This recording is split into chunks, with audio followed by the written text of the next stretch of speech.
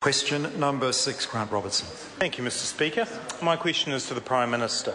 Does he stand by his statement to the House yesterday, quote, "The police statement quite clearly said that there was insufficient evidence, that there is a statute of limitations, and that he has complied with the law"? If so, where in the police statement do they say that Mr. Banks complied with the law? The Right Honourable Prime Minister. Speaker, yes, I stand by my statements that the police statement quite clearly says that there's insufficient evidence and that there's a statute of limitations. What I should have said is that I believe Mr. Banks complied with the law. Grant Robertson.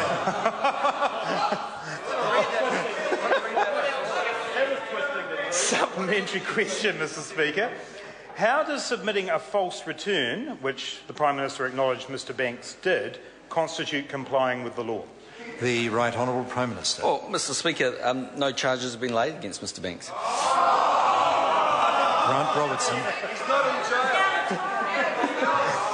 Supplementary question, Mr. Speaker. Does he think that Mr. Banks receiving a cheque by hand in an envelope from Sky City Chief Executive Nigel Morrison, having a receipt for that cheque sent to Sky City, and then listing the donation as anonymous complies with the law? The Right Honourable Prime Minister. Speaker, quite possibly, that's my belief. So if you look at the police statement that they issued on the 26th of July, it stated that it established that the return was compiled by a campaign volunteer. Should Mr. Banks, it was accurate. As the police said in their statement, there was insufficient evidence. And while they concluded, yes, that the return was false, they could not prove that Mr. Banks would have known that when he signed it. Grant Robertson. Is supplying a false return an offence under the Local Electoral Act 2001? The Right Honourable Prime Minister. Well, it depends on the timing, but, Mr. Speaker, there's no particular belief that Mr. Banks has broken the law. Point of order, Mr. Speaker. Point of order, Grant Robertson. Mr. Speaker, I know that in the past you've been wary of ministers offering legal opinions, but on this particular matter, the Prime Minister has offered legal opinions over the past 2 or 3 weeks, and I think in that context the question I asked was a direct one and a reasonable one. I think the dilemma, I accept the member's point that the Prime Minister has not answered his question. But the issue is that ministers are not required to. That was a particular question that asked for a legal opinion, whether something complied with the law. And whereas if a minister chooses to give order, if the minister chooses to make some comment on it or give a legal opinion, that's their business. But to ask them directly for a legal opinion, I don't think I can force a minister to give a legal opinion. Grant Robertson. Speaker, why is the editorial writer of the Dominion Post wrong when they said last week, quote, "Mr. Banks has now lost all credibility and Mr. Keys will be steadily eroded the longer he stands by him"? The Right Honourable Prime Minister. Well, Mr. Speaker, because I accept the member at his word, and in truth, if one wants to run the country off editorials, then I could pull a few out about Mr. Shearer and how he's a lost cause, if you want.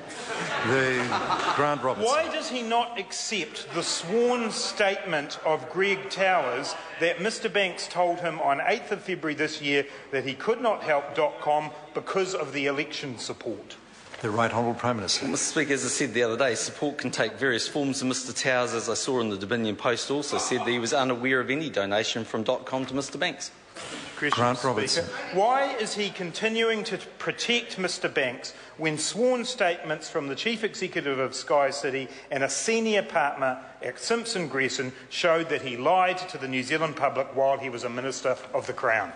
The Right Honourable Prime Minister. Mr. Speaker, well, I would reject that. As the police statement says, there's insufficient evidence, and as the police statement also says, while the return was false, they could not prove that Mr. Banks had known. And while the police statement says is that it was established that the return was compiled by the campaign volunteer. You see, the problem is they can't join the dots enough, and they just don't like it.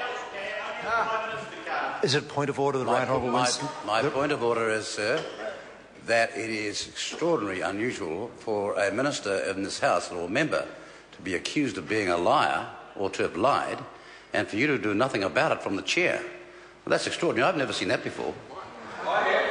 Now, I'm asking you, are you going to act in this case or not? I think the point the member raises is an interesting point. The member may notice that it was in a question that I did not object. I did start to object to the interjections about accusing a member of lying. But I think in a question, the language being used is hugely important. If a member were to construct a question that included the word lie or lied in a way that was outrageous, that accused a member of outrageous lying or something like that, I would certainly object. But I think we can get too precious about some of these things, and one should remember the minister being questioned has the chance to respond. I think it's a very different situation. That's why interjections should not be responded to, and that's why I do not accept members should desist from interjecting that any member lied. I won't tolerate that. But I think the wording of questions, so long as the construction is careful and the question does not make an outrageous assertion, I have not. The same thing came up last week, I think, from memory, and I did not intervene. And I think part of the reason for that is the minister has the chance to respond in answer. But I would intervene if the construction of the question was such that it, in my view, was outrageous. The Right Honourable Winston Peters. I can't put my finger on this because it's outside of standing orders.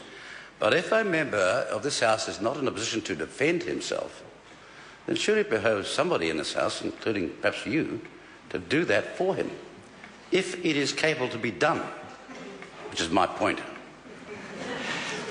I accept that it's an interesting point the member raises, but I invite him to reflect on the fact that where a question is being asked, and so long as the language is moderate, the minister being questioned has the chance to defend the other minister if it's involving another minister. And you'll note, the member may note, the Right Honourable Prime Minister has done that. He's defended the minister at some length. And so it's an interesting issue. I certainly do not want to hear members accusing other members across the House of lying. I do not want to hear that at all, and I don't want to hear even accusations like that made in debate. But question time, so long as the construction is careful and moderate, I'm certainly prepared to listen to the advice of the House on it, but I don't want to keep intervening all the time on where questions are. To me, the important thing is the construction of the question and whether it's making an outrageous assertion.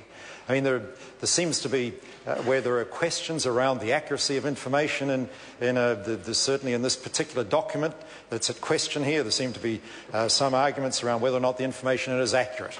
And so, to me, to pussyfoot too much around the language, I think it's just being excessively pedantic, so long as the use of the language is not outrageous. Question number 7, Hone Harawira.